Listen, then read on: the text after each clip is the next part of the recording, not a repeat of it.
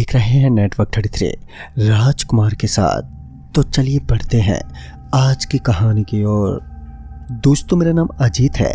एक बस जो अपने निर्धारित समय से आज काफी देरी से चल रही थी। चारों तरफ ठंड कड़कड़ा रही थी, साथ ही चारों तरफ कोहरा छाया हुआ था, जिस वजह से चारों तरफ देख पाना भी लगभग नामुमकिन हो रहा था। लगभग 40 फुट की दूरी पर भी कुछ दिखाई नहीं दे रहा था।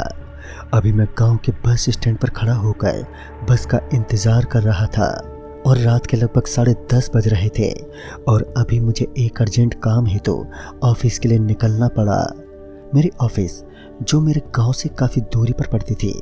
वैसे तो मैं अपना काम पूरा करने के लिए शहर में रहता था, लेकिन मैं अपने घर वालों से मिलने के लिए कुछ दिनों के लिए यहाँ पर यानी कि गांव में आया हुआ था। तभी गांव के राजू काका मेरे पास आए और बोले, अरे बेटा, इतनी रात गए, तुम यहाँ पर क्या कर रहे हो? तो मैंने उन्हें बताया कि मुझे ज़रूरी काम से बाहर जाना है। उन्होंने मुझे एक सुझाव देते हुए कहा, बेटा आज रात के लिए यहीं पर रुक जाओ, क्योंकि आज की रात पूर्णिमा की रात है। वैसे तो इस रात में बुरी शक्तियाँ अपनी ताकत को कमज़ोर कर लेती हैं, लेकिन कहते हैं कि शैतान कभी ख़त्म नहीं होता। वैसे ही इनका कोई भी भरोसा नहीं है कि कब और किसके शरीर पर वार करने की क्षमता रखती हैं। सच बताऊं तो मैं यह बातें अपने घर से बस अभी सुनकर ही आया था और मुझे पूर्ण विश्वास था कि गांव में मुझे कोई ऐसा शख्स ज़रूर मिल जाएगा जो मुझे एक बार फिर इन सभी बातों का सुझाव देगा। लेकिन आजकल के युवा कहाँ इन बातों पर विश्वास करते हैं। वह जो अपने मन में ठान लेते हैं तो बस उसके पीछे पड़ जाते हैं।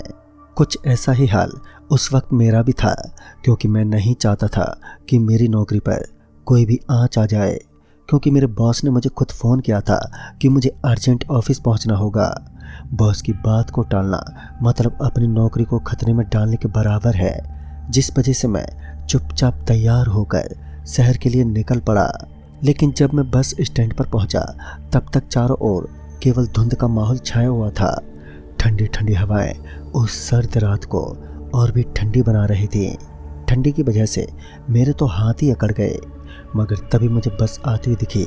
मैं अभी बस का इंतज़ार कर ही रहा था और सही समय पर बस भी आकर रुक गई। बस के रुकते ही मैं बस में चढ़ गया। तभी मैंने देखा कि बस के अंदर मात्र गिने चुने यात्री ही मुझे दिखाई दे रहे थे। बाकी की पूरी बस एकदम खाली पड़ी हुई थी। लेकिन अब रात का समय था और इस वक्त यात्रियों का ना होना कोई बड़ी बात नहीं थी, क्योंकि रात में वैसे भी बहुत ही कम लोग सफ़र तय करते हैं। लिहाजा मैं बस की आगे वाली सीट पर बैठ गया। मैं ड्राइवर के पास बैठा हुआ था और फिर मैं धीरे धीरे ड्राइवर से आपस में बातचीत करने लगा। बातों ही बातों में मैंने उस ड्राइवर का नाम पूछा तो उसने बताया कि उसका नाम प्रमोद है और वह काफ़ी दिनों से बस ड्राइविंग का ही काम करता है। मैं उससे बातचीत कर ही रहा था कि अचानक ही बस एक गाँव के अंदर दाखिल हुई। गाँव दिखने में बहुत ही ज़्यादा वीरान लग रहा था।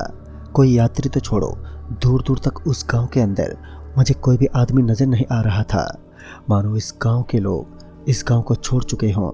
मुझे इस चीज़ से कुछ ज़्यादा मतलब भी नहीं था। मैं आराम से बस के अंदर अब बैठा रहा और फिर पता ही नहीं चला कि आखिर कब मेरी आंख लग गई। फिर मैंने देखा कि बस एक गुफा के अंदर दाखिल हुई है। मैंने देखा कि वह गुफा कुछ अलग प्रकार की ही बनी हुई थी। चारों तरफ चमगादड़ों का झुंड दिखाई दे रहा था, तो वहीं सामने की तरफ एक फूटता हुआ धुआं, क्योंकि सामने की तरफ मुझे बहुत ही जोर का धुआं दिखाई पड़ रहा था। यह धुआं पूरी की पूरी उस गुफा के अंदर फैला हुआ था, या फिर ऐसा कहें कि उस सुरंग के अंदर फैला हुआ था। अब वह सुरंग थी या फिर कोई गुफा, इस बात का तो मुझे भी पता नहीं।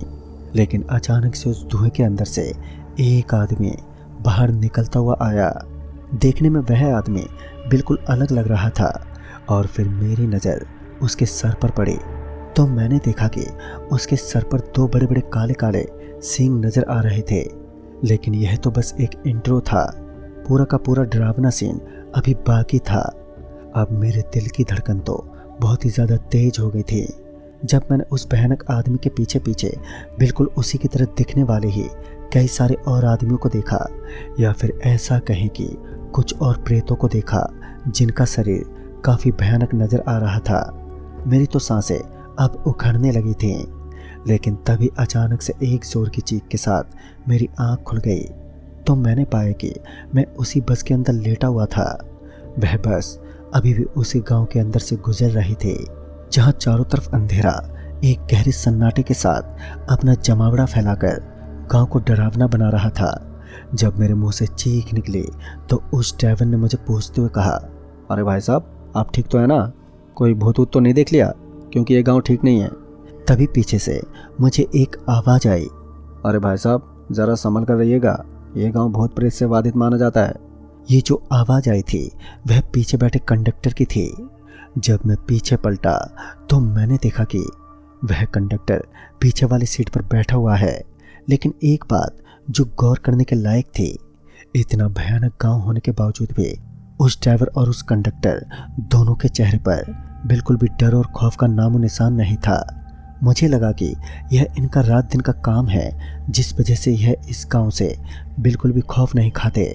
लेकिन मुझे तो इस गांव के अंदर थोड़ा थोड़ा खौफ महसूस हो रहा था। मगर बाद में मैंने खुद को समझाते हुए पहले तो शांत किया और फिर चुपचाप सीट पर बैठ गया। मैंने फैसला किया कि अब मैं बिल्कुल भी नींद नहीं लूँगा और उस सफ़र के दौरान अभी तक मेरे साथ जो हुआ था उस बात से वह ड्राइवर और कंडक्टर दोनों ही अनजान थे और मुझे भी यही लग रहा था कि शायद वह मेरा एक बुरा सपना था। लेकिन जब वह सच में एक माया नगरी में प्रवेश करने लगी तब जाकर मुझे उस गांव की सच्चाई और बस ड्राइवर और उस कंडक्टर का रहस्य पता चलने लगा।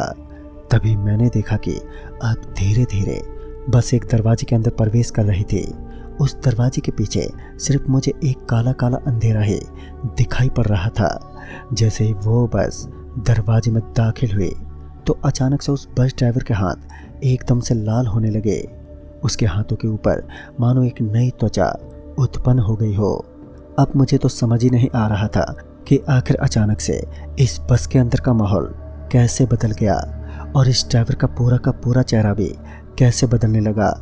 तभी एक जोर की ब्रेक के साथ मेरा सर जोर से आगे वाले कांच से टकराया, जिस वजह से मेरी आंखों के सामने अंधेरा छाने लगा और फिर मैं वहीं बेहोश हो गया।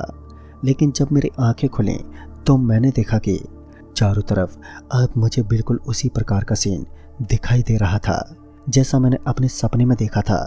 वहाँ चारों तरफ ऊपर की तरफ से एक सुरंग सी बनी हुई थी जिसके अंदर लाल लाल धब्बे लगे हुए थे।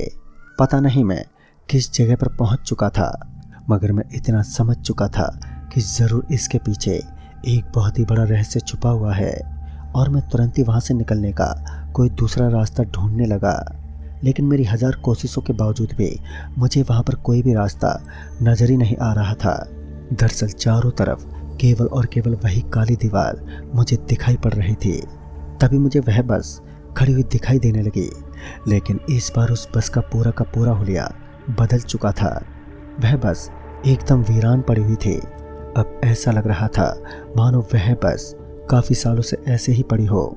दरअसल उसके लोहे के ऊपर पूरी तरीके से जंग लगा हुआ था। अब मैं इस बड़े रहस्य के पीछे बुरी तरीके से फंस चुका था। मैं चाहकर भी इस जगह से निकल नहीं पा रहा था, लेकिन मेरे पास एक मौका था क्योंकि मुझे उस बस के बिल्कुल ऊपर की तरफ एक गोल गोल आकार का रास्ता दिखाई देने लगा। लेकिन हैरान की बात तो ये थी कि उसके अंदर से रोशनी झलक रही थी। उसके साथ ही ये बात भी बहुत अजीब थी कि सिर्फ बस के ऊपर से ही वह रास्ता बना हुआ था और चारों तरफ से सारी जगह एकदम से बंद पड़ी हुई थी। फिर मैं सीधा बस के अंदर चढ़ा, लेकिन जब मैं बस के अंदर पहुंचा तो मैंने देखा कि उस बस के अंदर कोई भी सीट मौजूद नहीं थी। उस बस का एक एक कोना खाली पड़ा हुआ था। फिर मैं जल्दी से बस से नीचे उतरा तो मैंने सुना कि मुझे किसी चीज़ के फड़फड़ाहट की आवाज़ सुनाई दे रही थी। पहले तो मुझे ऐसी कोई भी चीज़ नजर ही नहीं आई, जिस वजह से मैं सीधा बस के ऊपर चढ़ गया था ताकि मैं उस बस के रास्ते से अपनी जान बचाकर यहाँ से भाग सकूं। लेकिन जब मैं बस के ऊपर चढ़ा तो मैंने देखा कि उस बस के ऊपर वही ड्राइवर और कंडक्टर बैठे हुए थे, लेकिन अब उनका पूरा हुलिया बदल चुका था क्योंकि मैंने देखा कि उस कंडक्टर के सिर में दो बड़े बड़े सींग नजर आ रहे थे और वह दोनों बिल्कुल एक जैसे दिखाई पड़ रहे थे। ऐसा लग रहा था मानो वह कोई जिन्न हो। मैं तुरंत ही उस बस से नीचे उतर गया, लेकिन मेरे पीछे पीछे वह दोनों भी किसी जानवर की तरह उस बस से नीचे कूद गए।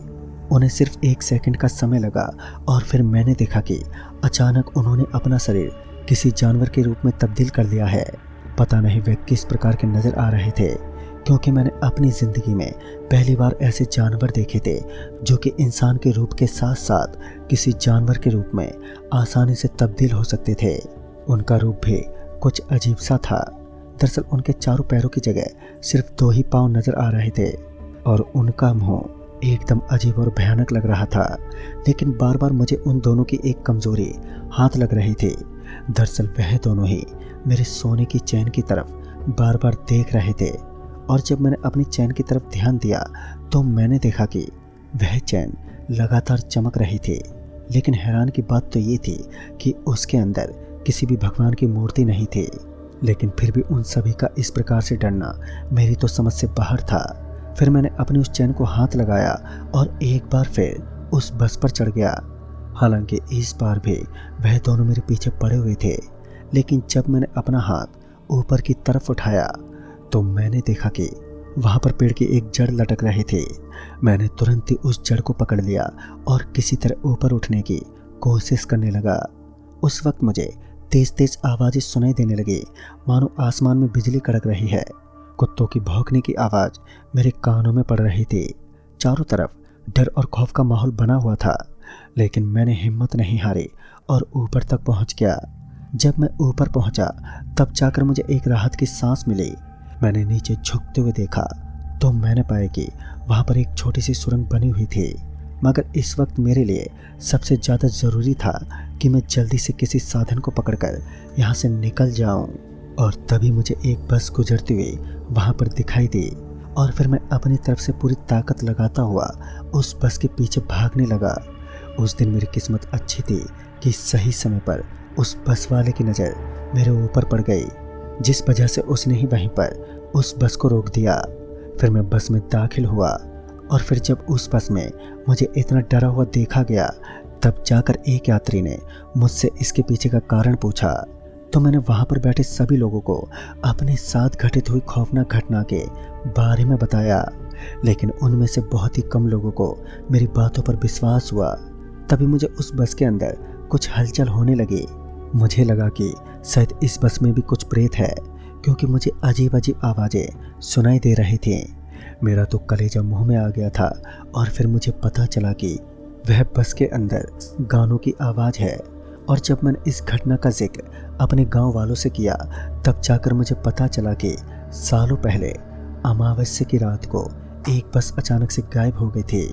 लोगों का मानना है कि उस बस के अंदर एक ड्राइवर और एक कंडक्टर ही था, लेकिन उस बस का कोई और पता नहीं चल पाया। मैं उस जगह पर पहुंचा जहां पर मेरे साथ ये घटना घटित हुई थी, लेकिन मैं तो एकदम हैरान रह गया क्योंकि मुझे वहां पर कोई भी सुरंग दिखाई नहीं दी। दोस्तों, आज भी मैं इस बात को सोचता हूँ कि आखिर उस दिन मेरी सोने की चैन की वजह से कैसे मैं अपनी जान बचाने में सफल रहा। उस सोने की चैन का क्या रहस्य है और इस बात को मैं आज तक जान ही नहीं पाया। तो दोस्तों, इस कहानी में बस इतना ही। तब तक के लिए बाय एंड टेक केयर।